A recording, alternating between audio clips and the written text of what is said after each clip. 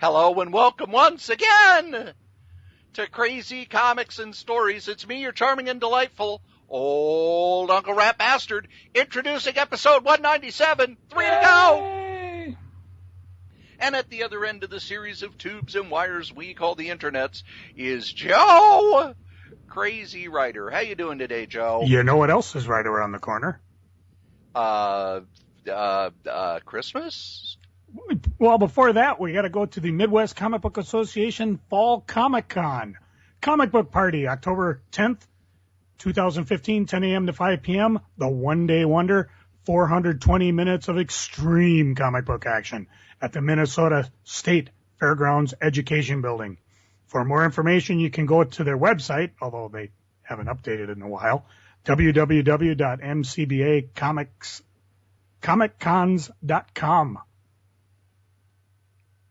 Well, got that out of the way early, didn't you? Well, you know, I figure we get the plugs going, then we can have a good rousing discussion. Well, here's the thing. It's not just around the corner. October is months away. Well, yeah, but... That means I have a lot of time to get ready for the challenge to my title. Yes. And then someone else challenged me, former Archie and Vertigo colorist and guest of the solo podcast, Stephanie Coffell, actually said she wants to take me on as the weirdo, as one of the weirdest people in the world. Joe, I'm beset on all sides. Thank goodness we've got the podcast where we treat each other with dignity and respect.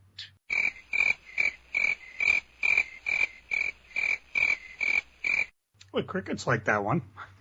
Well, not only that, I know that I'm going to be treated with dignity and respect because Jin's not on the podcast, and you two usually team up and yeah, fish in a barrel. Against me. Very easy, fish in a barrel. So, I hear that there's some changes in your job status. Yes. I have heard rumors. This reporter has well-placed sources. Which reporter?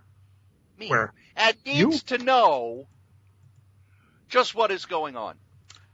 I am actually changing hours and position at you're going to be laying down instead of standing up? No, probably more standing, a little more physicality. I'm moving from checkpoint back to baggage because a long time ago I was just baggage only, and that was before I actually got on the road. Was I on the road? Did we start the podcast before I was on the road or while I was? No, you were on the road. Okay. So if you go back, way back in the beginning, because how many of this here podcasts do we got? 197. So if you go back to the beginning, you know, I'll be in baggage and then I will get on the road, and that's when I got out of baggage.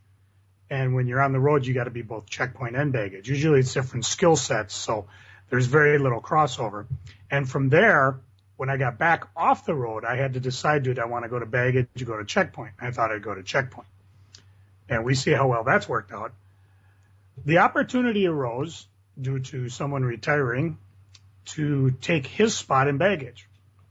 And so I decided to do that. It's back to my beloved 10-hour days. I mean, they are long, but the nice thing about it is that you get 3 days off. And with those 3 days off, I might even get that there long promised, never delivered Solo Joe podcast going. Yeah. I wouldn't hold my breath on it. So not only you're back in baggage, but you have a lot of baggage. And there might be some times when I can download these here old episodes and listen through them and see what type of promises we never fulfilled.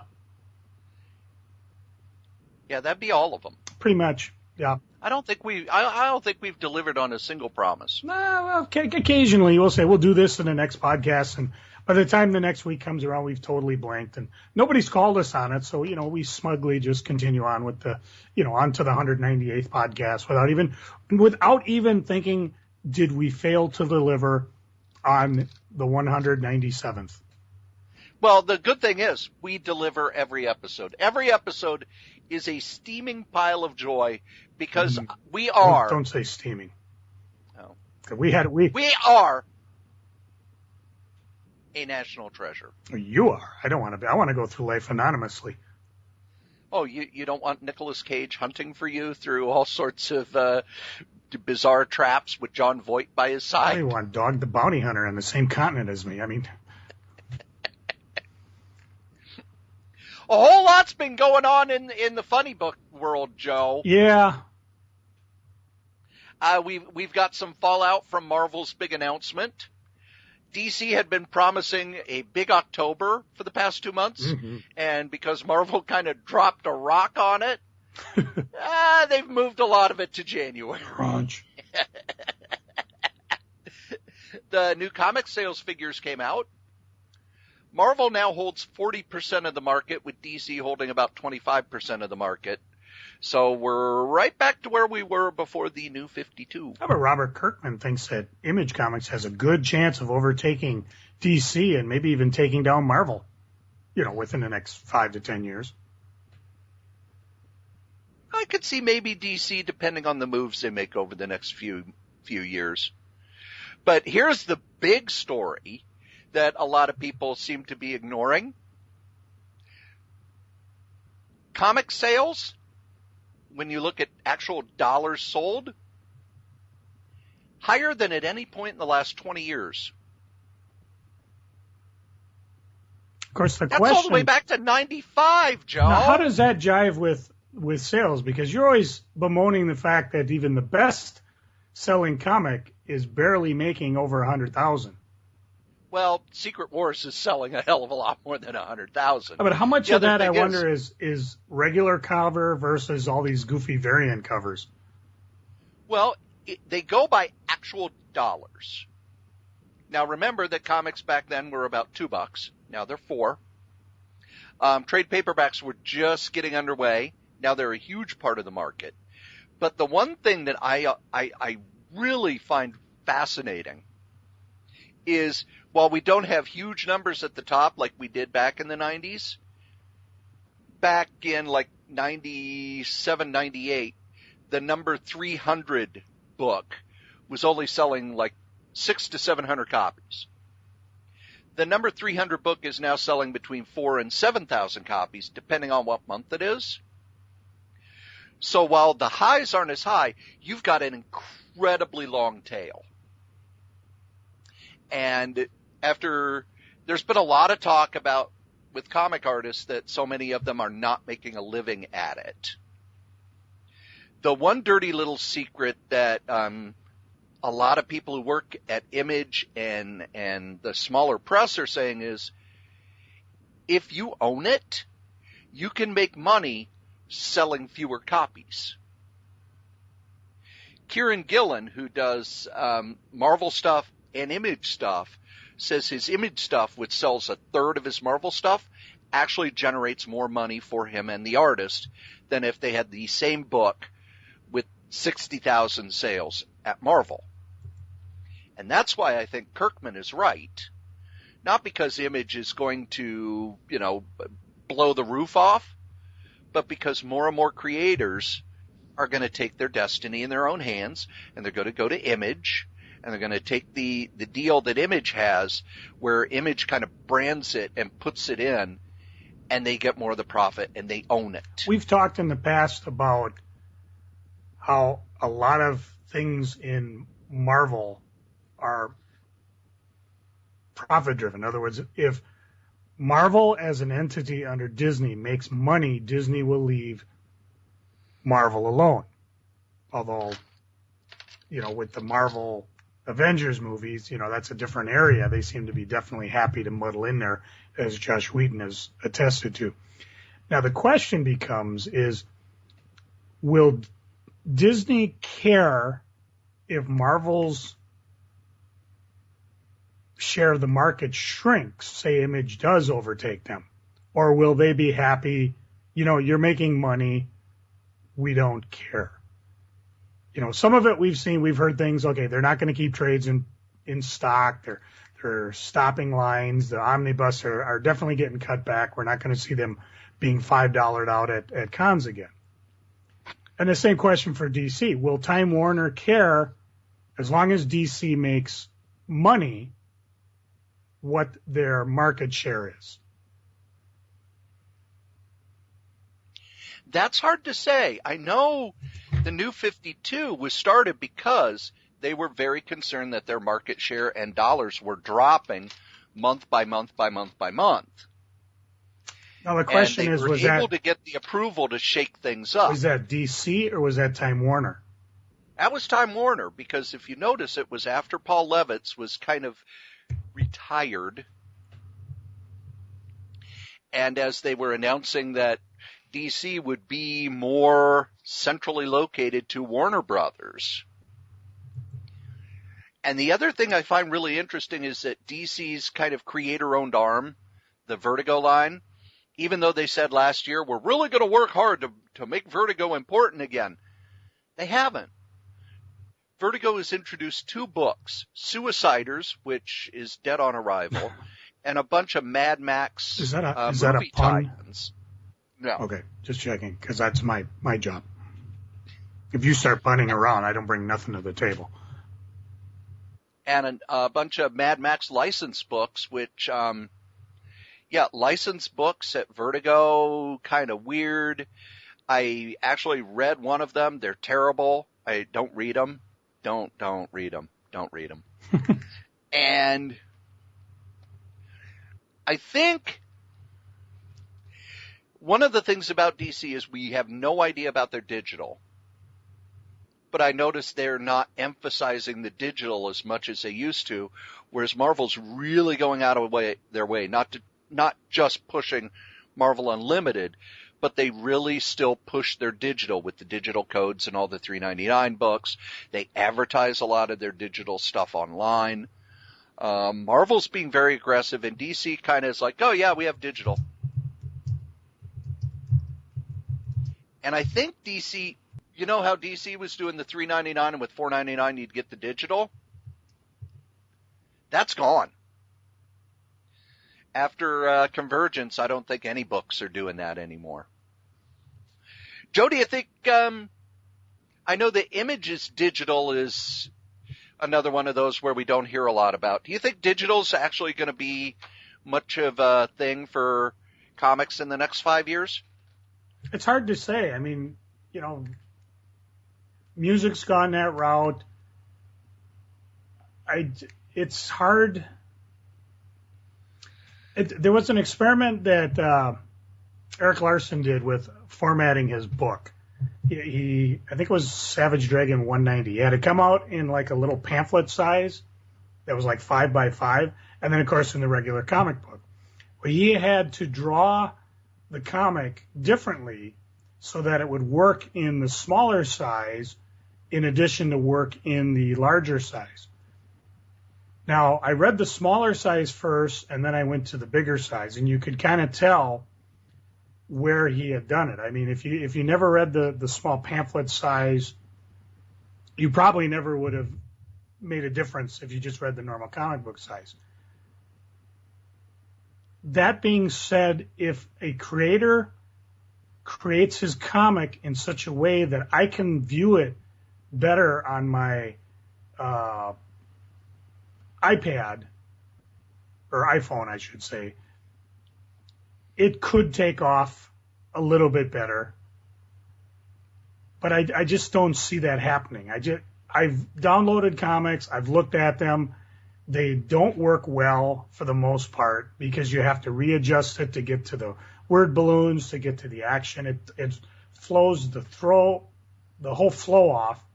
And that just might be me. Because, again, I'm the guy who still, spent an hour walking through Best Buy looking at CDs and DVDs, whereas my daughters would just turn around and download it.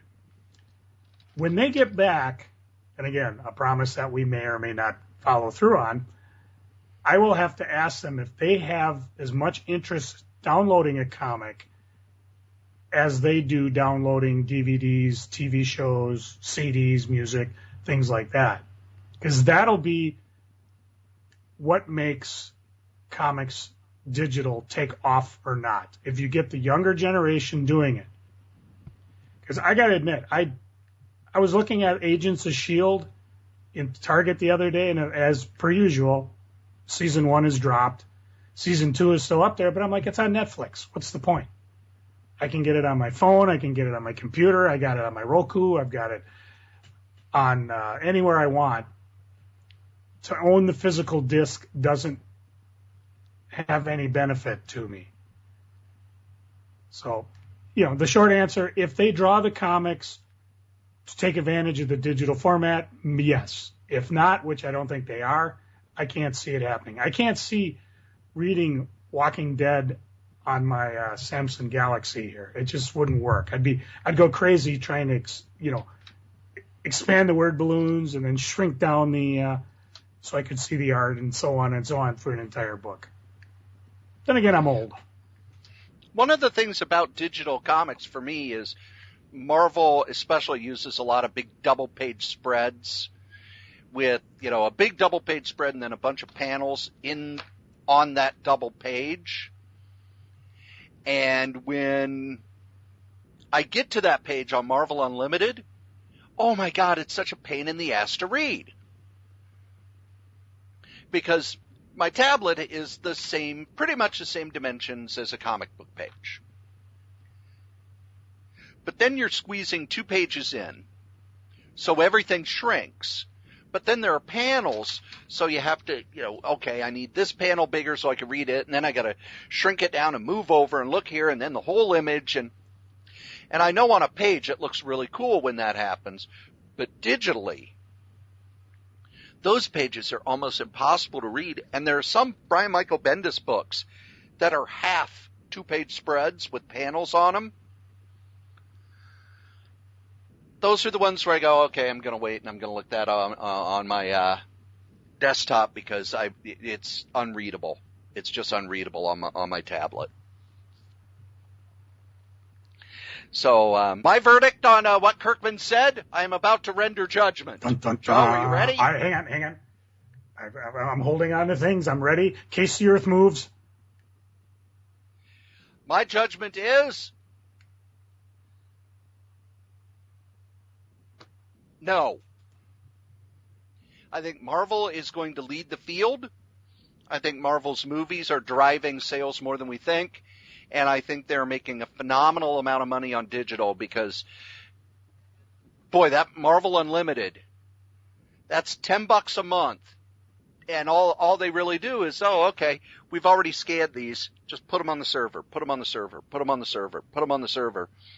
And on Marvel Unlimited, you can see where people are, what they're reading most this week. That stuff from the early and mid-'60s dominates that list. I can see Image outplacing DC because I think DC is they're starting to make some good moves, but I think it's almost too late because in a lot of ways, DC is like TNA. How many times are they going to reboot? Okay, it's 1 year later. Now we're rebooting everything. Now we brought back the multiverse. Now.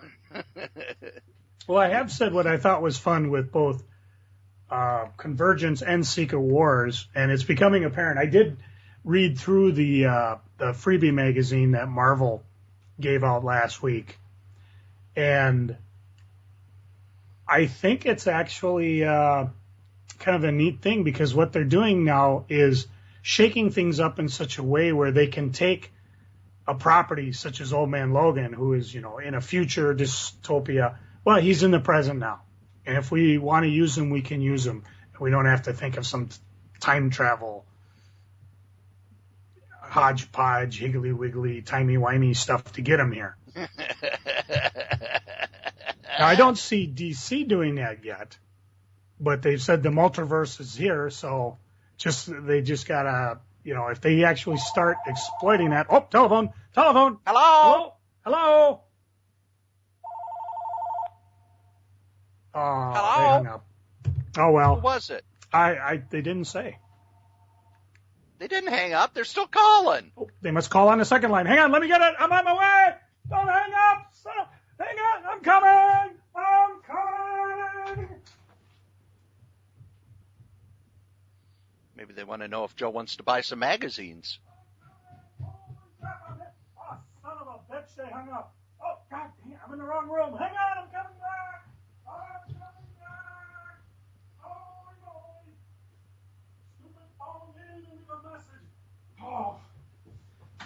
By the time he gets back, we'll be in another episode. Telling me I won $1 million. Oh, I'm sorry, I'm back. What did I miss?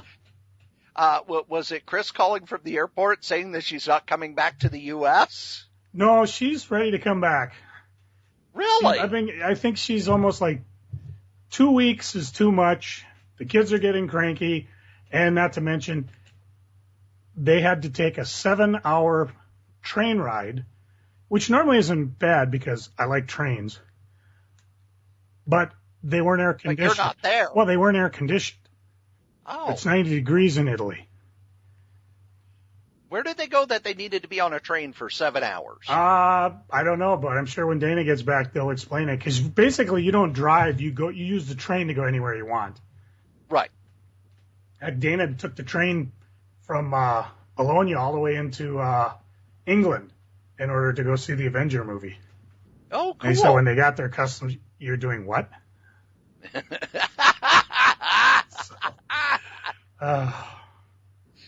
So yeah, I think Chris is ready to come home, and she's still got good Lord, they got a long plane ride to do that. But yeah, we're recording this Monday, and they'll be home Wednesday.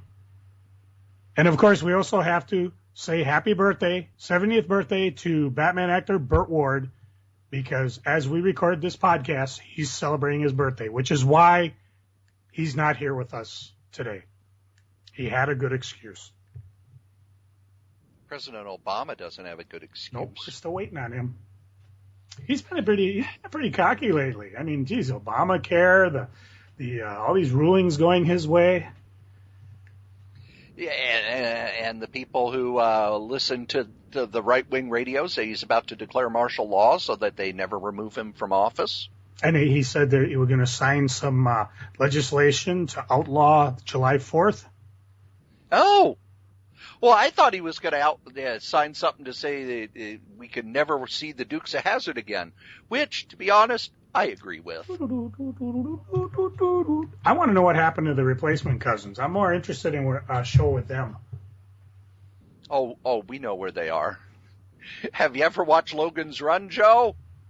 Oh, my Lord. Long time ago. Renew! I got to admit, that was one of the first science fiction movies I ever saw in the theater, which was the movie itself, the one obviously with Michael York, was pretty sweet.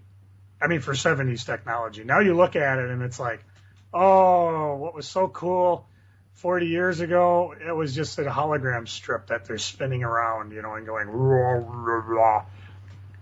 And of course, we were all scandalized because when they got to Block's Ice Palace, he basically had frozen all the humans, and of course we got to see frozen boobies. boobies. The other thing about Logan's Run is pretty much when Star Wars came out, it was, oh wow, that looks old. Yeah. Now, if you ever want to read the books, it's a 3-book series. Yes. Very good. You can probably pick them up cheap on eBay or somewhere, but I have them somewhere in my vast quantities of crap. And if I do find them, I just love reading them because they are worth picking up. I read them years and years and years and years ago and absolutely loved them. And, of course, every time you go to Crazy Horse Monument, you'll never look at it the same. Well, it'll look the same no matter how long ago you went there, but you won't look at it the same. No, it's because they'll be running around inside it. I've told the Crazy Horse story when our last trip as a family, we went through South Dakota in a day. We spent like 3 hours at Crazy Horse, and there was nothing to do. And we were running so late by the time we got to Mount Rushmore, we did the National Lampoon Vacation thing where we went up, took 2 pictures, went down, and went and then left. But every so often I'll look and see, Crazy Horse, and yep, looks exactly the same as it did in 1980. See, they're not doing a whole lot of work on the darn thing. Well, no, they actually are. When I was there, it actually has a face now. So I first went way back in the 70s. It was just, okay, here's what it's going to look like. But now it's got a huge visitor center. You can decide to take tours to the base of the mountain and get some decent shots. If they're not dynamiting, you can get there on days they are dynamiting and, watch poof. You're in the distance, so all you're going to hear is a poof. You can take tours all the way up to the face, which is, I've seen pictures up there. Oh, man, that is freaky looking. And they do have a laser show, too, during the summer, which, of course, the time we went, the lasers were broken. They are making, those 4 presidents a little bit to the north just look like pikers. I'm telling you. And, of course, a lot of it is... It's a laser show? It's a laser show. Woo-hoo. Are they playing Pink Floyd while they do it? Now, the other thing I remember... Because if it's not Pink Floyd laser show, I don't want to see it. What I remember in the 70s going by, and it was like you took a bridge over, and here's Crazy Horse. They kind of cleared out the trees on this field. So as you're coming around the highway, you will actually see the monument long before you get to the visitor center and stuff. So that's kind of impressive, too. But yeah, it's changed quite a bit. And of course, you can jump online and catch the pictures. And what's amazing about it, they refuse to take any government money. It's all done with donations. They probably have a foundation set up. I read a little bit about when I was there. Somewhere in my house, I have 2 rocks from things that were blown off Crazy Horse. One of them was like a polished one you buy in the gift store, and then they have chunks of them that you can just go and grab one, And, of course, we all wanted a chunk, and Chris said, 1 chunk. Otherwise, we just... So did the girls pick up chunks and hide them in their pocket? They might have. I haven't really dug through any of the girls' stuff since they've been gone. Because that's what I would have done. I've been up in Dana Holly's room a couple times. Because as Cory knows, the last couple days have been just sweatshop hot. It was almost 90. It might have hit 90. I'm not even sure. The humidity was tropical. And last night we had a cold front come through. So it's the effect of taking a wash rag and squeezing it out. Apparently we got 4 inches of rain here. I just remember waking up at about 1 in the morning because, you get them big claps of thunder really close. And every time I looked out, I didn't hear much rain, but we got quite a bit. So I had to run upstairs, close the windows.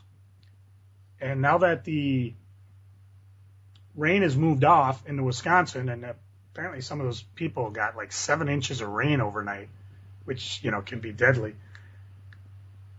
Now, and this is something that, I don't know, it might be too early for freaking, but damn it all, that Canadian smoke now is filling up Minnesota again.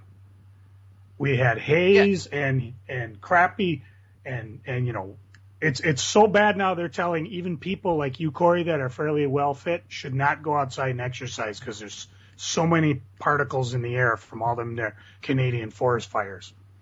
I don't know what the Canucks up there are smoking up there, fellas, but you wanna put it out for a while, eh?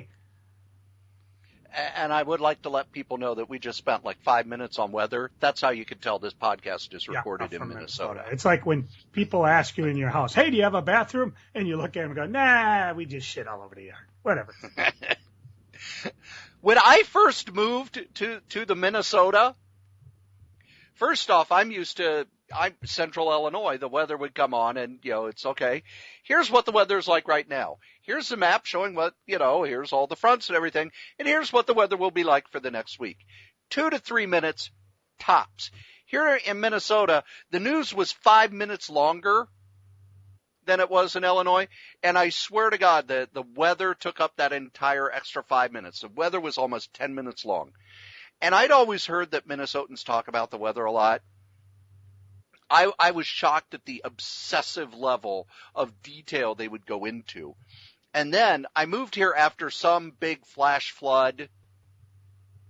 They interrupted 2 hours of primetime television to talk about the rainstorm that had happened the week before. Oh, Channel 9 was sweating it because they didn't want to have to interrupt the Women's World Cup just in case there was some bad there weather, So we done love our weather. But I also know we're a little bit more weather literate. There was a time we were heading out to a shopping mall, and my cousins were with me. And as we were driving, I heard the tornado sirens go off. And, it was kind of darkish, and you're thinking, oh, okay, we better figure out what's going on. And I look north, and just right north of Rosedale was a wall cloud. Now, for those of you who don't know, that's the big part of the thunderstorm where the cloud drops, and usually a tornado comes out of it. So if you're nearby a wall cloud, you're probably better off being somewhere else. So, well, we got to Rosedale, and I thought, you know what, let's just watch this thing, because that's the other thing that Minnesotans do when the weather goes bad. We grab our cameras and we run outside. Hell, even when they're busy, they're there. Severe thunderstorm watch for these areas. If you happen to get severe pictures or videos, send them to hashtag blah, blah, blah. I mean, these guys want pictures, and so I figured, okay, we'll just sit here and watch it. No, the cops came and swept everybody into the shopping mall, where apparently if the tornado landed on the mall wouldn't land on us if it, whatever. I remember on that same trip where we went through South Dakota and hit all the big touristy things in a day. It's because we were visiting people we knew in Wyoming. And they had just had a tornado hit their mall in Cheyenne. And then they announced a tornado warning. Is it a warning or a what? Which one is it where the conditions are right? When conditions are ready, it's a watch. If it's actually cited, it's a warning. Okay, then it was a watch. Tornado watch was announced. And you thought you would have told these people that Godzilla had been sighted a half mile away. We got to get to the basement. We got to hurry. We got to grab supplies. We don't know how long we'll be down there. Oh my God, we're doomed. We're all going to die. And, we're from central Illinois, where I think from like June to mid-August, we're under a tornado watch. And we're just watching like, the hell are you people doing? It's a watch. You don't give a shit till you see it coming over the hill. But then again, they're not in Tornado Alley. I wish we were all in Tornado Alley. There's something in Tornado Alley, and I'm looking for it here on Google. It's not a tornado warning, but it's like beyond that. It says basically if you're in front of this, the tornado is right. It's coming right at you. Shoot it! No, it's like if they tell you this particular terminology, and again I can't find it. It means this tornado is so freaking bad, if you're in front of it, you're pretty much dead. Oh, tornado emergency. That's what they call it. So, tornado watch. It's a tornado emergency, so we're just letting you know you're dead. Tornado warning and tornado emergency. Yeah, that's usually when an F5 hits you. This is one of the things about Twister, the movie, that I absolutely hate. Is, at the end of the movie, and if you think what is this, a 20-year-old movie, I'm spoiling it. Here's spoiler warnings. They run into a shack as everything's slowly being torn away from them, and they grid themselves to some iron work that's in there, some pipes or something, and they use their belt. It's a pipe that goes down to a well. They strap themselves to it. The tornado comes, wipes out the shed, and of course they miraculously hang on and get to look up the middle of this thing. No. In an F5 tornado, the son of a bitch rips your clothes off, and if you're not dead from things hitting you, you will be dead from being picked up and being struck against something. Could be a tree, could be a ground. So that one threw me when I was watching There's a Tornado Emergency. What the hell is that? Call the paramedics. It's down. So, yeah, I mean, so apparently for people in Tornado Alley, they're so jaded by this stuff that it's not, okay, tornado watch, tornado warning. No, tornado emergency. Get your ass in gear. I mean, I basically was watching, I think I was in Kansas at the time, and the tornadoes were, miles north of us. And the guys are basically telling you, get underground. If you're in a mobile home, get to your shelter. If you can't, just get somewhere or you're going to be killed. They're not like sugarcoating it anymore. We is becoming dumb. But then again, we've now spent about 10 minutes talking weather on this, our comic book podcast. Yep. Joe, did you hear about the big comic book convention controversy over the weekend? Well, it can't have been from the MCBA because their con isn't until October 10th, 2015 at the Minnesota State Fairgrounds. And there's never any controversy. That's true. Nope. Comic book artist, although you don't see his stuff on the covers of a lot of comics anymore, Arthur Soydam paid for a table. He went to... Wait a minute. Let me understand this. He paid for a table. Yes, paid for a table. As opposed to the MCBA, who basically gives you a table. That's right. Okay, just want to bring that point out. And that's why our admission prices are $12. Oh, wow. Look at that. Admission prices are low and artists get free tables? Anyway. Call them crazy. Arthur Soydam showed up. The people around him at the surrounding 3 tables weren't there yet. So he took their names off the table and set up his elaborate display, just taking over the 4 tables. Joe? I'm going to ask a hypothetical question. If you were an artist at one of those tables that you paid for, and you showed up at your table that you paid for, and got a hotel room, and expect to do a lot of business at, and someone had taken over your table, and when you go to the convention organizers, they just kind of go, Who would you punch in the face first? Damn boy. I might be subtle and just put my posters over his.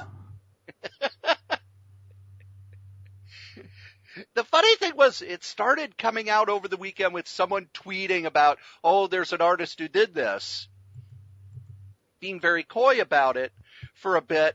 And then all of a sudden, some of the people that I follow on Twitter started joining in and knew his name just from the fact that they said, he did this, because I guess he's notorious for doing this. And one of the comic writers I like, but a guy who has a bit of an anger issue at times, Mark Waid, said that he was now on the hunt for any convention he was at with Arthur Soydam, and he would play enforcer. Mark Waid is the enforcer. I know that at our convention, especially when I was in charge, artists never even thought of doing stuff like that, but the dealers would get a little weaselly. Oh, especially in the back. I mean, they would give you a lot of space, but occasionally you'd have a guy who would just want to be like an extra table length back. Never, you try to be fair. You got a set amount of space, divide it in half. This half's yours, this half yours. But there's always somebody who's, but this half's mine, but that half should be mine too. Or they want to move their stuff over. Are you going to be taking this spot? Well, that's actually how I get in and out from behind my tables. Mind if we move this pillar? I mean, it's only been holding the grandstand up for, hundreds of years. One of the things that used to drive me insane were the dealers who would bring in 2 or 3 tables, and you had a certain amount of room, and they would use it not just to do some back stuff, but also to kind of push the other tables around or get rid of some of the basically the hallway between rows of tables and stuff. And of course, nobody else there would do confrontation except myself and Willie. Willie enjoyed the confrontation much more. He had no problem going up to dealers and go, "Get that table out of here. Take it home. You paid for 2, you get 2. Get that table out of here." Well, and the other one I like too is when later on when Pat was involved, he'd be like, "Hey, I don't have enough room to do this." "Oh, okay." He'd open up checkbook. "Yeah, let me refund your money to you." Yeah. "Oh, no, it's okay. I'll make it work." Have not heard of that happening since Nick got involved. I didn't hear anything happen at the last couple cons. So I think, I don't know, maybe the greedy table era is over. Well, and the other thing about the Comic-Con, See, I almost called it Spring Con. Yeah, well, you guys know what we're talking about. Fine. MSNBC Comic-Con. MSNBC? Yes. MSNBC. Comic-Con. It's so big. Aussie commies, can't trust any of them. That really the dealers could kind of do what they want with their tables. And while we say we're selling a table, we're also selling the space behind so they can move tables back and rearrange stuff. And there are some who do a really good job with that. But because there's so much room, you don't have that fighting. But I've never heard of artists kind of glomming extra tables. And the fact that the convention staff didn't stop him. Because if I were in charge, what I would have done is I would have helped the other artists find places and went up to Arthur Saddam and say, all right, you know how we charge you $400? We're now charging you $1,600, and it needs to be paid now or you can leave. What do you mean? Well, now you have 4 tables. You paid for 1. You now have 4. And because you're doing this last minute, I might even tack on a little extra. But now all of this is hearsay. But from what the artists who were displaced said is they were just told, oh, we're sorry, we'll find you another place. So that people who had the convention booklet with the layout couldn't find anybody. They would go up to Saddam's table and ask, where's this guy? And he would just go, I don't know. He's a glommer, Joe. A glommer. And I hate glommers. And the last piece of news I want to talk about is one you and I giggled about a lot. For some reason, Amazing Spider-Man writer Dan Slott ventured into one of the darkest recesses of the internet. One of its wretched hives of scum and villainy. One of the places that you just don't go. And that is the John Byrne discussion board. And he committed a cardinal sin, Joe. You know what that sin was? He didn't agree with Byrne. Oh, worse than that. Oh, worse? He discussed a comic that has been made in the last 15 years. Uh-oh. Yeah, because we all know comics have sucked since John Byrne refuses to make them. Yes. He won't even say the word Marvel. It's M******L. Because, he's 65 and mature that way. But I read the discussion, and one of the things that fascinated me, John Byrne was the guy who, when he would take over a comic, I'm shaking things up. He took over the Fantastic Four, pretty much ignored everything that had happened for a long time, all the character development and everything, kind of took them back to the way they were in the first 30, 40 issues, and went forward from there. He's the one who had the Thing and Alicia break up, and Alicia start kind of sharing a bed with the Human Torch. Noodling. Yes. When he went over to Superman, no Supergirl, no Superboy. Everything changed. Everything was different. As he comes onto a book, he does that. Now, if someone does it, they're the most horrible, awful human being on the planet, and they are disrespecting the previous creators. So, Joe, what I want to know is, when do you hit that point where you go from being the person who the person who decries the old people not changing stuff to one of the old people who says these kids today with their saggy pants and their big hair and they're listening to the Skrillex are the problem in this world? See, it wasn't even that Slott went in there. It was just Byrne refused to intelligently engage him. I always say it wasn't even a name-calling thing. I mean, if you're a liberal on a Fox News board, you're just going to get people call you names till you get bored and leave. But Byrne, Slott would give out these amazing compliments and talk about, well, this is what we're trying to do, and, sales are up, and Byrne would just, give a one-sentence dismissal. Bah. So, you're selling better than I did on Captain America 30 years ago? Not even that. It's like, doesn't even matter. It's like, you're just a crotchety old bastard who just why have a board if you don't want to engage in anything? Are you that devoid of any social contact that you can only deal with people that, yes, John, you're right, John, you're brilliant, John. Boy, people are dumb, John. They should just listen to you, John. Hey, John, can I stick my tongue up your ass, John? I mean, yeah, I obviously like you, John. Yeah, you do a pedigree, John. Hey, want me to take care of your wife for you, John? Hey, come on, John. Hey, Johnny. I mean, seriously, I couldn't believe the conversation. I've always heard how crotchety Byrne is. It's not even worth being a troll there, because it's not that he trolls you. He just, you don't understand. Spider-Man should be a teenage kid. Forever. He wasn't even a teenage kid. And he should be taking pictures for the newspaper. Forever. No one takes pictures for the newspaper. Forever.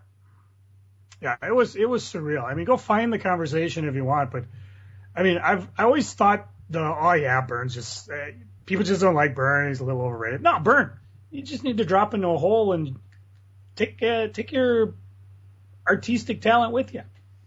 Well, not really. I do like the Star Trek photo things. You can keep doing those. I think the problem is you hit a point where you're no longer the angry young man, and you see that the stuff you did is being treated like you treated the work before you. And there are some people who can handle it well. Peter David still can hang and bang with the young creators, and he's around the same age as Byrne. He still has books coming out for Marvel. His work is still relevant. He's changed with the times. But there was one writer who I really used to enjoy. We had at our convention. And he was sitting around bitching about how comics now are decompressed. Because he took an assignment, they wouldn't let him use thought balloons. They wouldn't let him do long continuity flashback stuff. They wouldn't let him do continuity implants. And he was complaining about how, comics aren't the way they used to be. Yes, comics have changed. You can't get away with a page of tons and tons of text. People are more visual when they read their comics now. They want their comics to be more visual. They want the dialogue to seem more realistic rather than, gee, Iron Man, let me explain where I've been for the past 3 issues. That's wonderful, Thor. Tell me about when you were up in Asgard and all the stuff that happened in your own book. Blah, blah, blah, blah, blah, blah, blah, blah, blah, blah, blah, blah, blah. When I read 70s books, yes, I have love in my heart because it's what I started reading. But, oh my God, the endless info dumps. Like, it's second or third page is the hero either in the middle of a fight remembering what happened the last 3 issues or, just kind of walking, filling you in on what happened with the last 3 issues. It's like, oh my God, I've read these issues. They're the previous page. And with Byrne, he wants to tell stories in a specific time. I think on Byrne's last run at DC, his stuff set in the past was wonderful. His stuff set in the current time, like The Demon or Doom Patrol or Lab Rats, was just unreadable.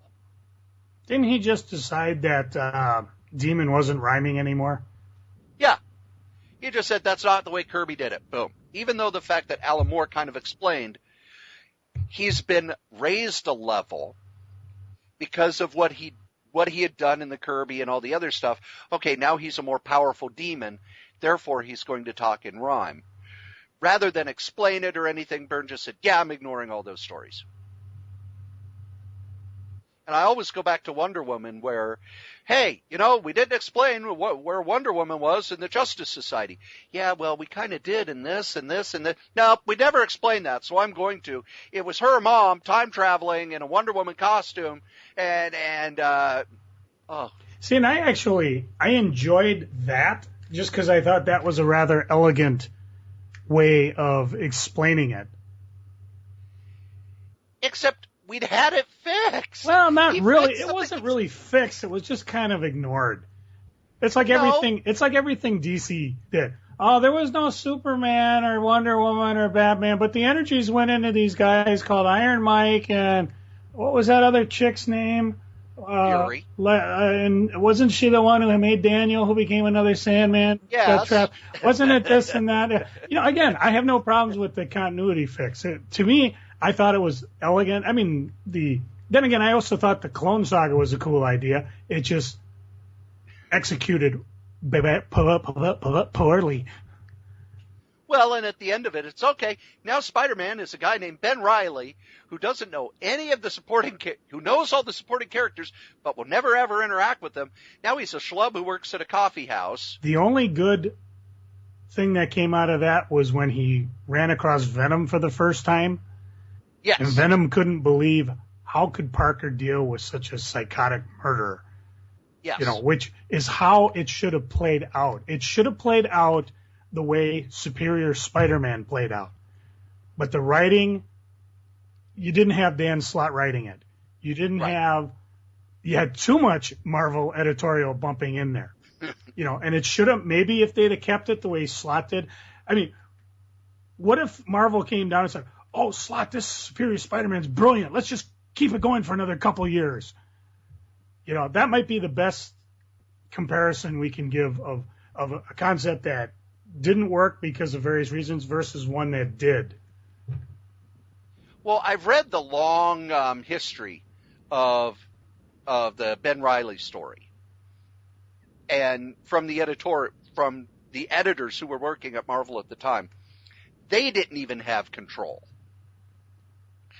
What it was, sales on comics were falling, and rather than trying to focus on, okay, let's do what we can to make the stories good.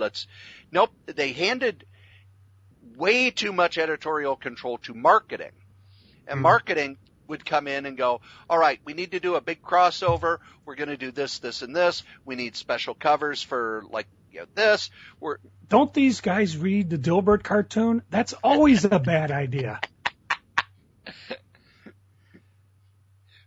But whenever John Byrne starts talking about honoring the original creators with his work,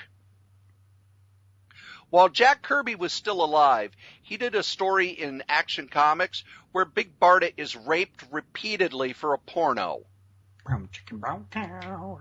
Yeah, I think that if you go to Crack... I don't think Jack Kirby would have wanted that story. If you go to crack.com and look up 6 worst sexual things in comic books, that is one of them. Kirby was kind of well known for not wanting sexual themes in regular comics.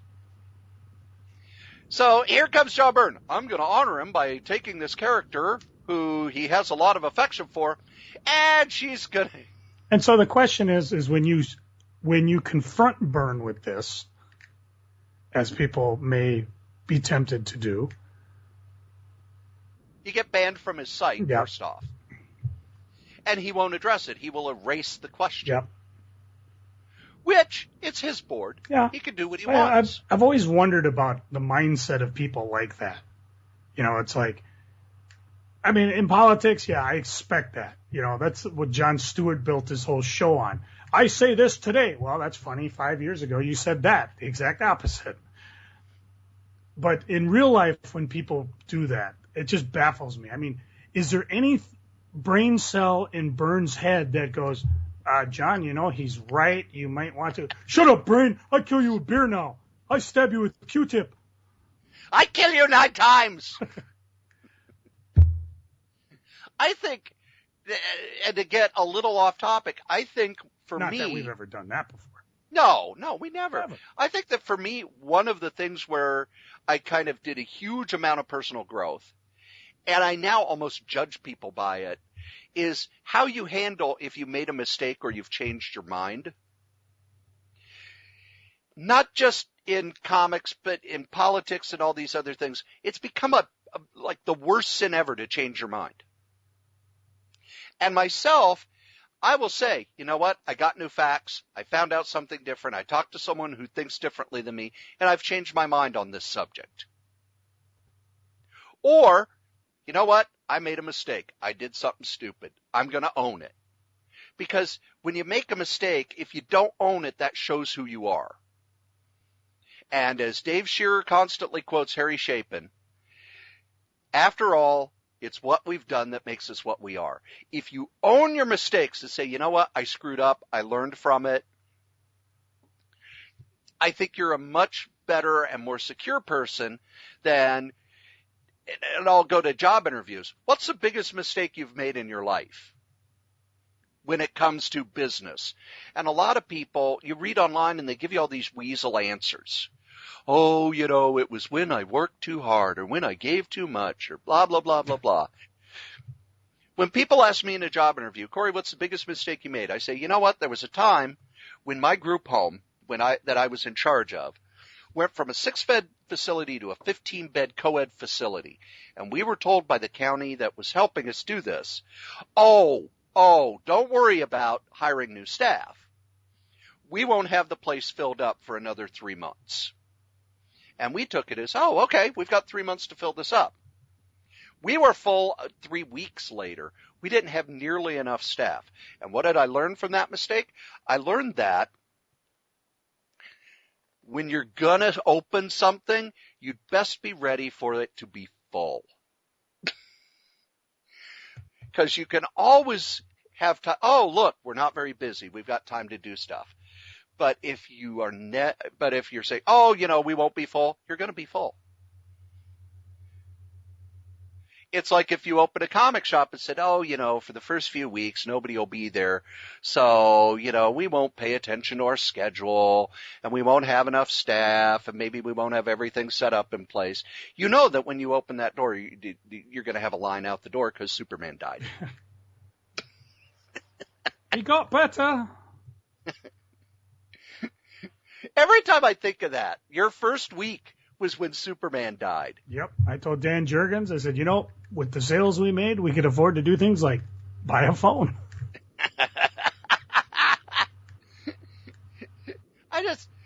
After that day, it's like, Wednesdays are easy.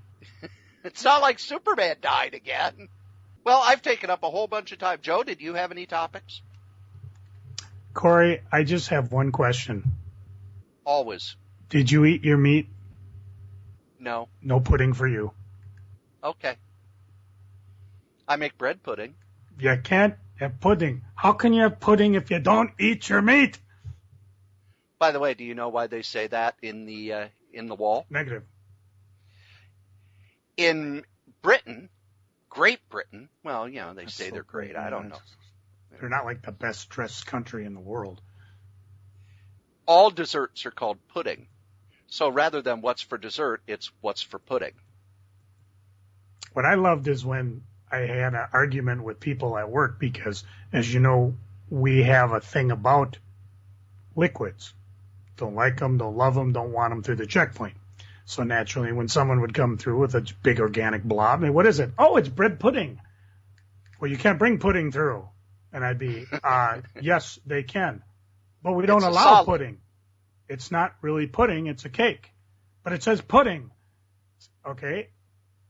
A, I said yes. And B, when I'm done, we're going to go to Wikipedia and look up bread pudding.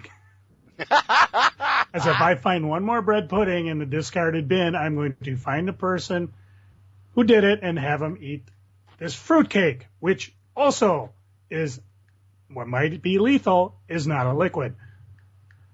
I make a very good fruitcake. You know what the secret of a good fruitcake is? Fruit. Rum and lots of it. In it or while you're making it? Both. Ah. You know why a fruitcake lasts so long? We're getting into cooking stuff now. I know, we did. And the other thing we should do?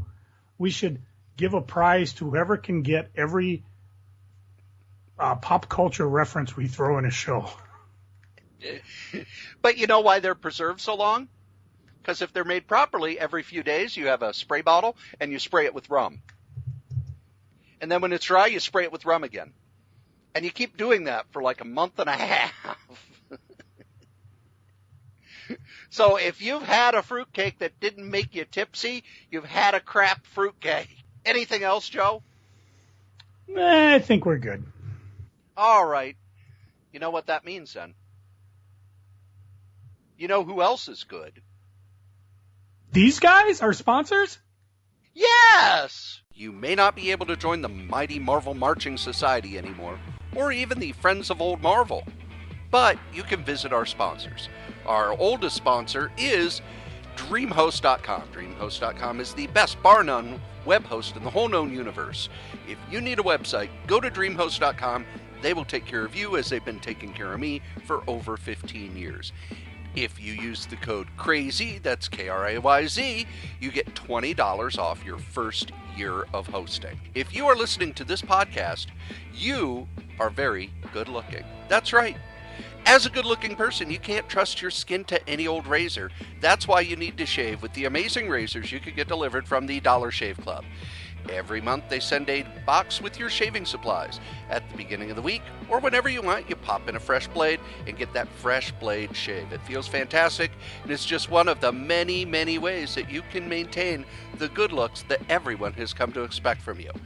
And if you join us at the Dollar Shave Club, their plans start at just $3 a month. They have a money-back guarantee, and there is no excuse for you to ever use any other razor. So just go to dollarshaveclub.com/crazy, K-R-A-Y-Z, to get started. One of the things you need to do this year, you need to get healthy. We all need to be healthy so we can all hang out a lot longer. And one of the ways to get healthy is not to go down to the vending machine and buy those chips or those candy bars or any of the other vending machine snacks. You want healthy snacks picked out by actual chefs who know what they're doing, and you can do that at graze.com. And if you use the code Cory S3R5P, your first and fifth box are free, so you can try it out. See if that's the kind of stuff you like. That's Cory S3R5P. Our final sponsor is Worldwide News. Worldwide News is the story of the lowest rated cable news network and the people who work there. It is updated twice a week by writer Cory Strode. Hey, that's me! And artist Dangerous Dan Moore. Worldwide News at worldwidenews.solitairerose.com, part of the Solitaire Rose family of websites. If you would like to contact us, there are a whole bunch of ways. You can email us at cory.strode@gmail.com. You can give us a call. We have a voice line that is open at all times at 952-856-0519, or you could go to Facebook and join the Crazy Comics and Stuff fan page. If you would like to advertise on Crazy Comics and Stories or on Solitaire Rose Radio, you can. Just send me an email at cory.strode@gmail.com, subject advertising. Thanks. What a bunch of good eggs. I like the tear. It was fun to take your line for a change. And did you hear the new sponsor we had? We have an Amazon store now. Ooh, what's in it? Right now, just comics. But as we review and go over comics that we like, we're going to add them to the store. Cool. And, of course, if you buy something through the Amazon store, through the links that Cory will graciously provide you, it'll help him pay for all the band here with that we're burning up talking about weather and cooking and, as opposed to comics. Fruitcakes. And here's the beautiful TSA thing. It tribulations and trials. It doesn't cost you a penny more than if you just went to Amazon itself. So yep. We're not asking for much. We just want to wet our beak a little. Speaking of which, it's awfully dry in here. It's time for Freaking and Geeking. Joe, what are you freaking on? Well, my bachelor days are over. In a couple days here, by the time this next podcast is recorded, I'll be out of this luxurious room, which I currently call my man cave, be transformed back into what's going to be called Dana's room, and I'll return to the depths of the vault, where I think was a couple of podcasts ago I was recording from. So, not a real big difference. It's just, here I'm upstairs. I can look outside at the lovely Canadian haze versus being downstairs and just watching spiders make web on my prized comic books. So the worst part about it is just I've got to clean up the house. Now, I'm not messy. I mean, the rabbit is. I've been pretty much letting it run all over the kitchen for the last 2 weeks. So I've got to kind of sweep and clean up where it's decided to drop its little raisinets. But as Cory can attest from the comic shops I've had, I am a clutter guy. You give me a flat surface and I will pile it with stuff. And what's even more interesting is that it's stuff that I probably will never get to again because I'm busy piling this flat surface full of stuff. Dana's bed right now is a current mass orgy of items, mostly things that I put in my eBay store, things like that. So I've got to basically disassemble everything here, including the computer, bring it downstairs, bring it back. Pretty much, let's see, clean the bathroom. If the lawn's dried out from the massive rains we got, I'll do the lawn. I got to scrub down the kitchen, do the laundry. I've only used about 4 dishes. I imagine I'll clean those. So just got to kind of reassemble the house into something acceptable for my wife. I was reading, I got a copy of New Teen Titans Volume 1, the original ones that Wolfman and Perez did. And these are ones that I have enjoyed reading. I read them when they first came out. People forget at one time the New Teen Titans were as popular as the X-Men. Did they do a crossover with the two eventually? I think Walt Simonson did that. So it was like they were hot. To go back and find a copy of DC Comics Presents, was it 26 that had the first appearance? Yes. Boy, I remember. That thing knocked you back away. Oh, I remember selling them as high as 30, maybe even more dollars. I'm not sure what it's at now. So I got up to number 4, and basically the beginning, and again, if I'm ruining a, 40-year-old comic, 30-year-old comic from the 80s, don't listen to the next bit. But they get up to New Teen Titans number 4. Now, the gist of it is Raven knows the bad guy's coming because she's related to him, which we find out as the story goes on. And first she contacts the Justice League, who blow her off because Zatanna decides that she's evil. So I'm reading issue 4, and this is the big, of course, reveal about Raven, and it's I think the Titans are under some type of mind control. Batman recognizes it, and they end up fighting the Justice League. They end up going to this giant rock where these sorcerers are trying to stop Trigon from coming through. The Justice League, and I've read this twice, I still have no idea why, decide they have to stop the sorcerers, even though they don't have any idea what the hell's going on. By stopping the sorcerers, they allow Triton to come through. Now, I'm pretty sure the Justice League were, maybe they were knocked out or they were just stupid. But Triton, and I'm going to quote this in my best Triton, "The pathway is now clear into your dimension. Blah, blah, blah. Once my herald has tamed your people's flesh, then I shall arrive to claim their fragile soul." So when everybody gets up, basically Robin is telling you guys really blew it this time. They were stopping it. Because of you, these sorcerers, Triton's free.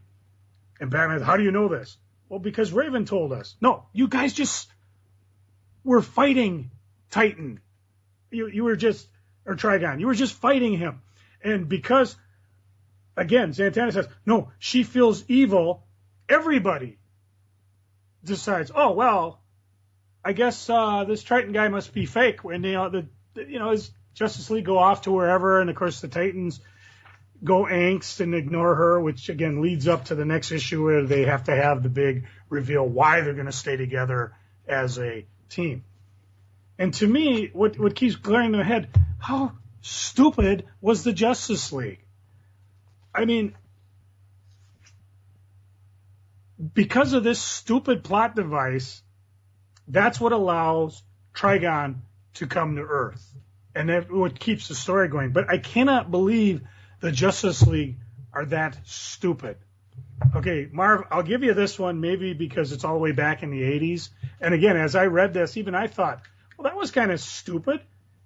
They were sitting there, the Justice League were fighting, and this giant pentagram with evil-looking eyes were shooting beams through, knocking everybody out. Granted, he pretty much wiped everybody out, so maybe they were unconscious when they heard Trigon's big speech. But doesn't a pentagram glowing red with evil eyes shooting beams at you say, yeah, maybe there's evil trying to get through? It's the same bitch I have now with the current JLA line. You know, they're so busy worried about, Lex Luthor, obviously a bad guy. They're not thinking, what the hell got the crime syndicate to escape from their Earth, destroy their Earth, that's now coming our way? Again, a major brain fart that has to happen in order for the Justice League not to power up and go after and figure out it's the Anti-Monitor. I'm not a comic writer, but when I see the flaws, there's something wrong with the story, people. And I don't bitch a lot about comic books, but really, these two here, I just, ugh. And on top of that, I missed Weird Al Yankovic. He came to Mystic Lake Casino on July 3rd, which is up north of us. I had to work. I couldn't get off. So I've had it. Titans, JLA, Weird Al. I've had enough. Cory, what are you freaking on? What's got you going? Well, we found out why Marvel doesn't make big announcements at San Diego anymore. Someone flat out asked Marvel editor Tom Brevoort, why don't you make your big announcement? Let's say that name again. Brevoort. I giggled just saying it. Why don't Marvel make their big announcement there no more? Yeah, why? And where there, Brevy? And he said, and I completely agree, and I'll even explain a little more, the signal-to-noise ratio is so big, any announcement you make gets lost. If it doesn't have to do with a fall TV show, no one cares. Image had the Image Expo last week. They announced 40 new series. Good God. Marvel had their big announcement. 3 of the big movie studios have said that they're not even going to bother to show up anymore. It's because there's too much going on. It's too focused on TV because you've got the fall TV season. Everybody's, okay, here's the panel of the actors talking about what's coming on TV this fall. Whereas, the comic panels get smaller and smaller and smaller to the point where Marvel, they're really not going to put a whole lot of work into it because I bet they got a much bigger bang for their buck announcing all those new series last week than they would have at San Diego. Conan O'Brien's going to be broadcasting from the San Diego Comic-Con. Do you think he's going to mention a comic book? Not unless he's in it. Yeah. The next thing is I was looking at the Marvel Masterworks coming out in September. Joe, did you know that Submariner is on his 7th Marvel Masterwork? I didn't know he had that many comics. I think the Submariner series went to issue 73 in the 70s. They're doing basically they're near the end of the 70s run. Joe, those comics aren't any good. They don't need to be a $75 hardcover. So we're getting crappy 70s Submariner comics, and yet, the Golden Age stuff, the Atomic Age stuff, the pre-Marvel horror stuff, we're not going to bother with that for a couple of years. I'm wondering how long till we get Marvel Masterworks Team America. Marvel Masterworks US 1. Yep, double bag must have. I'm starting to think they're running out of comics to reprint. Let's see, the other thing. I read the Alan Moore Crossed Plus 100. Have you read it, Joe? I bought the New World Order edition, which was bags, and I haven't even taken my Miracle Man out of the baggies yet. I like me some Alan Moore. I think Alan Moore's a pretty amazing writer.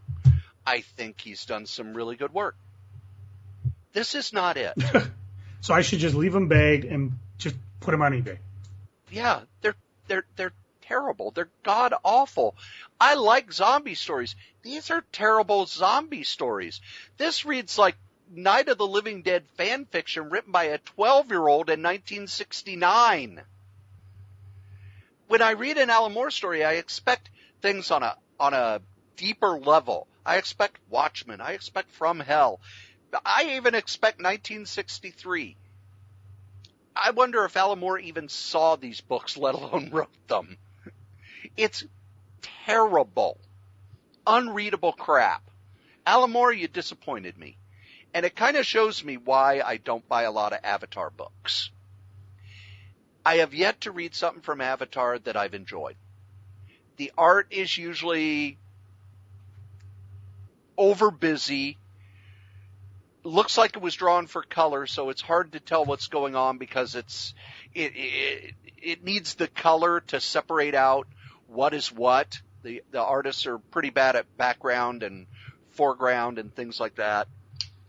And, nothing ever seems to come out when it's supposed to. That's right. Warren Ellis, Dr. Sleepless. You know that book you said was going to outsell everything you ever did, and then you just kind of lost interest? Yeah, glad I didn't buy that one. What else did I have? Oh, Joe, you know the TNA wrestling, the TNA Impact? Is that porn thing you were showing me before? No, It's a wrestling company that's been around for 13 years. Yeah. Hogan and Bischoff and all those guys were on it once upon a time. Yeah. It's starting to look like it may not be dead, but it's coughing up blood. Getting all over the carpet.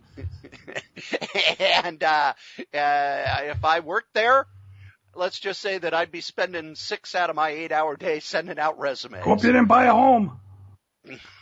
Oh, their ratings are pretty bad.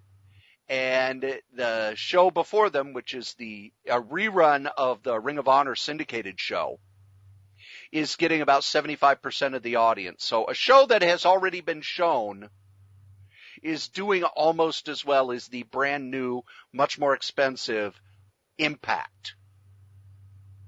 Now, they've made a lot of mistakes over the years, but at one point TNA was my favorite company when it was Samoa Joe and AJ Styles and Christopher Daniels kind of leading the company. They put on some amazing wrestling. They pulled in people from Ring of Honor. They were putting on good shows. Once Hogan and Bischoff took over, it really took a dumper, and it just has gotten worse over the years.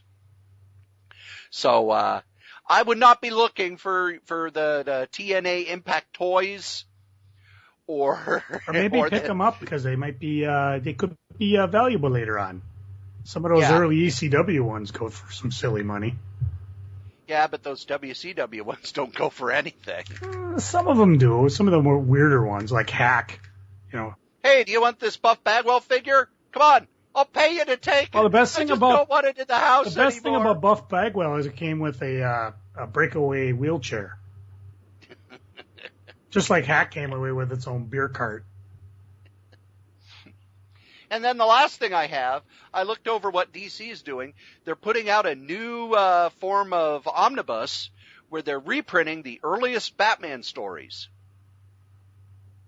This will be the 7th time they have reprinted these stories in various formats.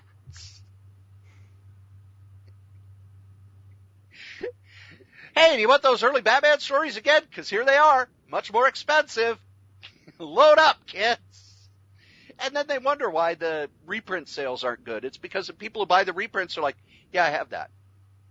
I have that in hardcover. I have that in paperback. I have it in the Chronicles. I have it. Yeah, I don't need to buy it for a 4th time. Joe, what are you geeking on? What do you love? Can I toss in one more I suppose. I suppose. We are never, and I mean ever, going back to San Diego Comic-Con. So you're going to trash them? No, I'm online reading this thing because I think we're is this the weekend before Comic-Con? Comic-Con, as we're recording, Comic-Con starts in 2 days. So it'll be over with by the time y'all listen to it, or? Yes, by the time this is posted, San Diego Comic-Con is over. Yep, and I'll be on eBay looking for all the exclusives that I might have gone for. But I'm just reading about this. It talks about the crazy lengths people go for San Diego Comic-Con. And first of all, getting a badge is a lottery. Getting a hotel is a lottery. Getting a parking spot is a lottery. Oh. I'm like, they're almost too successful. Normal mortals will never, ever get to go to Comic-Con. And judging by what you said, it's probably might not be worth it. especially not for And comics. all the stuff I'm seeing is, oh, this guy's doing a stand-up show every night at Comic-Con. This guy's doing this. This guy's doing this. I'm not seeing a lot of comic book-based stuff. Whereas at the New York City Comic-Con, they do a lot of comic-based stuff. C2E2 does a lot of comic book-based stuff. San Diego has pretty much become PaleyFest West, where it's, oh, you can meet the stars of Grey's Anatomy. And maybe they'll answer a question of yours, but you're in a hall with 3,000 people. Assuming you got in there from the line. I'm just reading this stuff about reserving a parking spot. I'm amazed you and I were able to park at the underground garage. We did it once.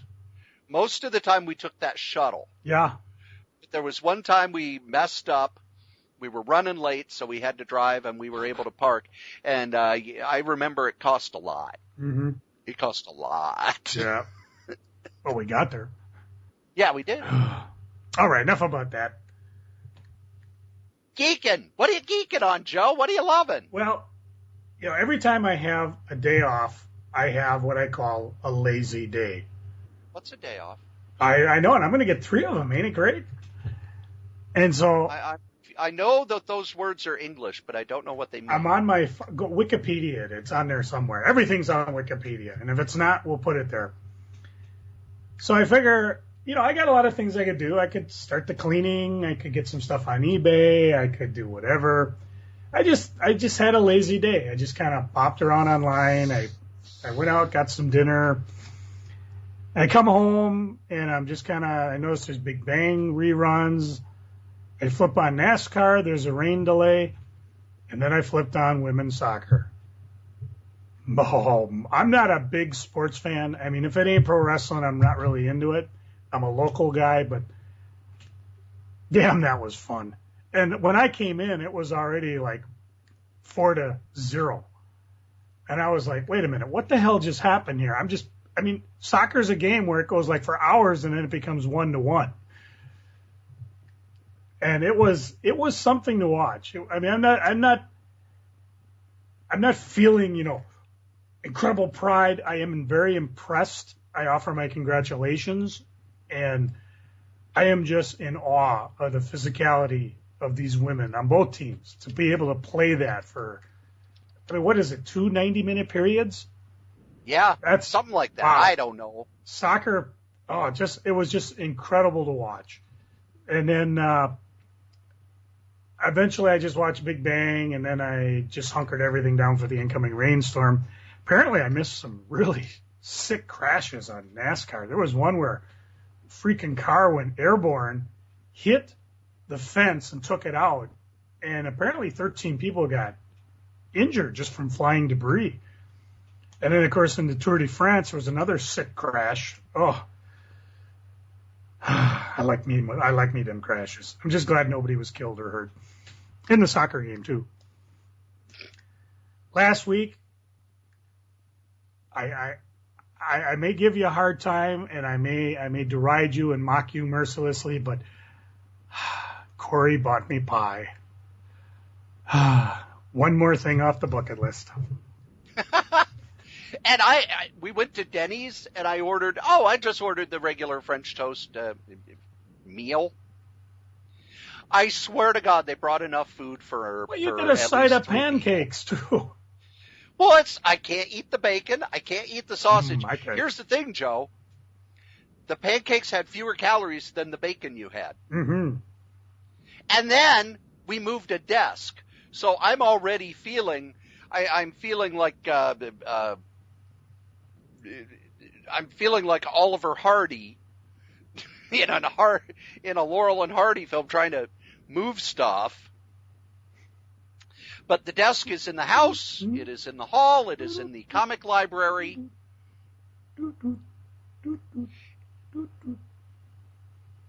And the file cabinet that the former roommate left is now outside. That file cabinet is the bane of my existence. Goddamn thing must weigh like 600 pounds. And then the windstorm came and knocked Cory's mobile home over because the file cabinet wasn't there weighting it down. The file cabinet's still sitting there perfectly fine outside. Nobody wants it for some reason. I should have looked at it. I could use a good file cabinet. If you want it, come get it. I don't know. If you buy me pie, that's a long ways over for a free file cabinet. Take a picture of it and send it to me. Maybe I will come over and pick it up. I'll be like that. I have put a thing on a couple websites where, you offer free stuff and it says, here, come get this. I don't want it. No one has come and gotten it. Let's see. Today, I spent most of my day filling up my eBay store. I actually got off my duff and did something after having a lazy day. Actually, you were on your duff while doing it. I doubt you were standing up and moving. No, things. there were a lot of moving because one of the problems I have is I've got a big file full of all the scans I've taken of all the comics. And because I donated a lot of the comics to the SpringCon charity store, and then Gruber sold a bunch of stuff at his table. So I don't have a record of what I've sold versus what I have. And the last thing I want to do is put something on the eBay store that I don't physically have that I could, sell. So I spent a lot of time getting up, going to the box, flip. Then I spent an hour just alphabetizing everything so I didn't have to keep flipping all the time. It was a lot easier just to go to letter J in comics rather than flip through everything because you're pretty sure you have that copy of Loki #1, but it just wasn't right where you thought it. Oh, there it is, right next to the Batman. So, and in the meantime, I was able to get quite a bit up on eBay. Again, it's Crazy Comics and Stuff, and you just www.that or go to our Facebook page and whatever. And actually, you have a link on the advertising, too. Cool. Thank you. So if you go to the page and go to Joe's Stuff, it's Joe's eBay store. And again, if you do see something you're interested in, first of all, don't feel bad to a lot of things I make an offer on. I didn't really crow too much about it, but one of the prize things I had from the Crazy Comic days was a signed copy of, hang on a second, I gotta find it here. Stupid panel disappeared. It was the Justice League Avengers crossover. It was the hardcover slipcase edition. And it was basically signed by everybody that was involved with it. And it had a couple head sketches as well, which was kind of cool. It retailed for like $1 bajillion. Pretty much $600 was the retail. And I've had people make offers, $100. It's like, no, you're thinking it's the regular one. You're not buying it because it's the book. You're buying it for the signatures. Somebody did finally make an offer, and I did sell it. So if you do see something you're interested in, you'd be surprised some of the offers I make. I'll go low, especially if it's something I've been sitting on forever. If you tell me you're one of these here listeners, first of all, I might do something nice and toss in something extra or give you free shipping. Or maybe just because you are a listener, I will sell it below my cost. So I'm just having fun. Anyways, that's how I spent most of the day. It was kind of fun, just, figuring out which items I had, which ones I didn't.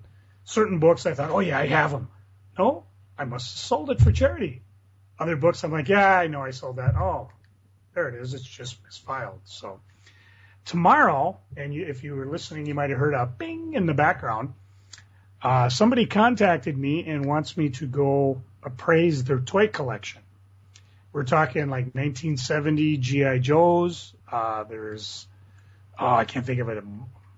Max Bendy toys, Spaceman toys. We were going to do it today. Well, yesterday was, just too damn hot. Today was too damn wet. But tomorrow is just right. So he just contacted me. If you ever got something you want me to look at or appraise or, if you're just scared of that there Google eBay stuff, you can always contact me at my Gmail address, crazycomics@gmail.com. So that was kind of fun. And then, of course, on Wednesday, after all the cleaning's done, after I've reassembled my man cave back in my cave, my daughter and my family's coming home. So I'm looking forward to that. And who knows, maybe Dana will be the first solo Joe. It'd be kind of fun to hear what she's been doing over there in Italy. Other than learning that there Italian thing. I swear those guys got a different word for everything. Well, not for pastas. That's true. Okay, now. They stole our words for pasta. The other thing I've been able to do, I read me a lot of comic books. And I'll just kind of flip through them all. We've talked about Xander Cannon's Keiju Max. Issue 3 came out, and I'm enjoying this book more and more. It looks like he's doing 6-issue arcs and then a book, so pick it up. Part 4 of The Big Con Job came out. That's the old Star Trek people going to rob the San Diego Comic-Con. Oh, that's pretty convenient. I picked up Bizarro number 2. I'm going to stick with it. Howard the Duck number 4. Silver Surfer. These are all just books that I picked up. The Silver Smurfer. Which I still enjoy. Spider-Gwen is... I don't think I'm going to continue Spider-Gwen. I'm not really digging it that much. I'm not feeling it. Part of the... and, of course, I may change because if she ends up getting dumped into the normal Marvel Universe, that may change. But I'm reading this, and it's not really doing it. And then I sat down, and I read me some Secret Wars. Ultimate End, Amazing Spider-Man, Renew Your Vows, Thor's, Old Man Logan, which I was able to find issues 1 and 2, Infinity Gauntlet, which so far is the weakest out of all of them, Korvac Saga. The Source had the PX Preview C2E2 Secret Wars, Deadpool Secret Wars, number 1. I was able to find number 2 when Cory and I took a stop during our desk adventures over at Hot Comics in Richfield. Where Monsters Dwell, Future Imperfect, Weird World, Secret Wars 29.9. I am having a blast reading these. It is so much fun. I can't remember a time when I've read a crossover tied into the main event and I've thought, most of the time it's like, I probably didn't need to read this. But I am really enjoying all these. Almost to the point where I feel like going out and buying all the other ones I missed. But I'm not. I'm just going to stick with what I got. I picked up Old Man Logan. I picked up your recommendation, Cory, the Deadpool Secret Wars, and I'm enjoying all that. It'll be interesting to see now that you get to the end of Secret Wars. Was it 4 that just came out?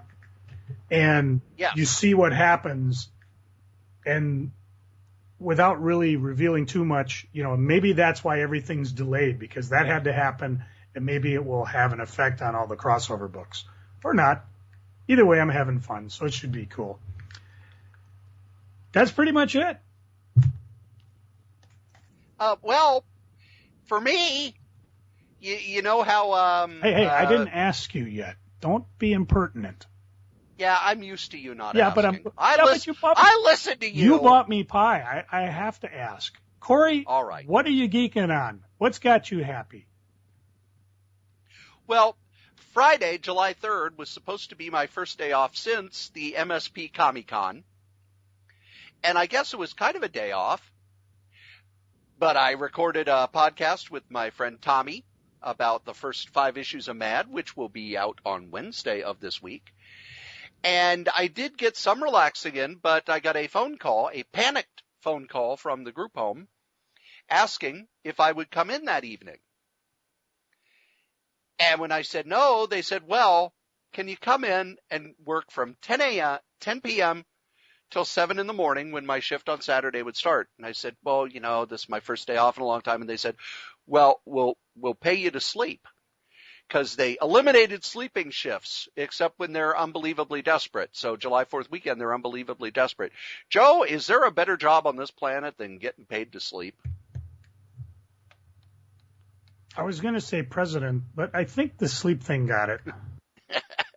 Pope would be cool. Every time they need a new pope, I campaign for it. Some people say I won't get it because I'm not Catholic. But, yeah, I think that's just prejudice on their part. Pretty much. It's time for an atheist pope.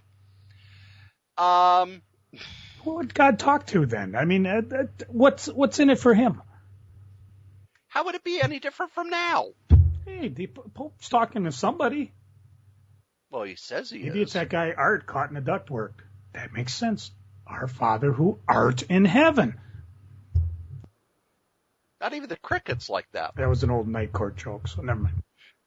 The crickets are starting to develop taste. That could be dangerous. I wonder what they taste like. I was looking through the previews, and one of my favorite indie comics has been scooped up by IDW. Atomic Robo is going to be getting a nice, big, thick old trade paperback coming out in September. And I'm telling you, folks, if you have not read Atomic Robo, go read Atomic Robo when it comes out. I cannot recommend this book highly enough.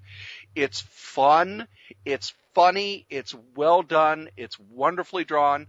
Atomic Robo, and being at IDW, that's going to raise its profile a bit, which means it's probably going to come out more often, because if the profile's raised and the creators make more money, they don't have to do other jobs in order to pay for printing the book.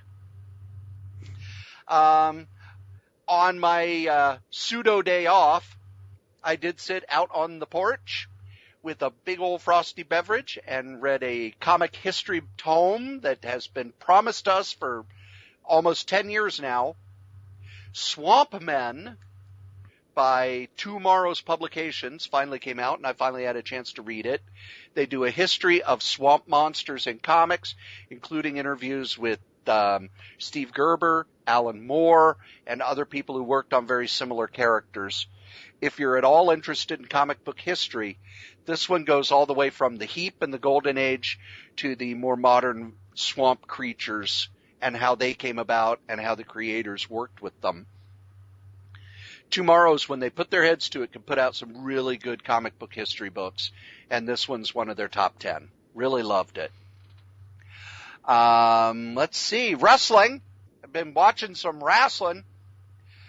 WWE had a Japanese event. They had a house show over in Japan, and they actually broadcast it live on the WWE network. They called it The Beast in the East because Brock Lesnar was headlining the show. It started at 5:30 in the morning. Did you get up? No, I was at work, but I watched it as soon as I got home. It looked very different. Japanese fans are not the fans from years ago where they would just sit and be quiet and then applaud at the end of the match. They interact more. But the thing I really liked about it was WWE couldn't have, the big Titantrons and the pyro and all that. It looked very different. They were able to focus on the wrestling, and the wrestling was really, really good. I read PW Insider's review on that, and they pretty much said like you did. It was almost a feel from like the old school shows where there wasn't so much presentation of getting to the ring. It was just get to the ring, and that's where the story was being told. Yep. And you had an NXT match. You had streamers in the ring, which is a very Japanese thing. It was just a great show. But also, Access TV, AXS, which used to be High Def, and it's changed names a number of times. Friday nights they're showing New Japan Pro Wrestling. And they're taking New Japan's big shows and turning them into hour-long TV shows. Plus, Ring of Honor has a lot of New Japan stars. And we got Wrestle Kingdom. The latest Wrestle Kingdom is a pay-per-view. So we're getting a lot of Japanese wrestling. And I really like it. It's a different style than we're used to in the U.S. And a lot of fun to watch. And it's all in the ring. So I'm very happy we're getting a lot of good wrestling. To the point where, by the time this airs on Monday, Ring of Honor will have been in Hopkins again, and I will have gone to the show. Joe, or when do you get off work Saturday night? I'm off. But as it's my first weekend with my wife home, I will... not going to make... Well, I'll be in contact. By that time, she might be tired of me. Okay. So, I'll probably talk a little about the Ring of Honor, but I want to make a big announcement because I'm really getting geeked about this. We are adding a new podcast to the Solitaire Rose Radio Network in September. We are in negotiations to add 2 more podcasts to the Solitaire Rose Radio Network later in the year. So there's going to be more stuff for you people to listen to. And on top of that, the original Crazy Foam is back. I don't even know what that is. That was those canisters that you used to squirt and like foam would come out and you get it all over people and your mom would say, "Why'd you take that outside?" Oh, okay. My mom wouldn't let me have that stuff. That's very wise. Probably. But it comes in marble Well, NBC, so it's also kind of a body wash, shampoo, conditioner type thing. So. Well, kids, you've listened to us blather on about comic books, weather, and wrestling for at least an hour and a half.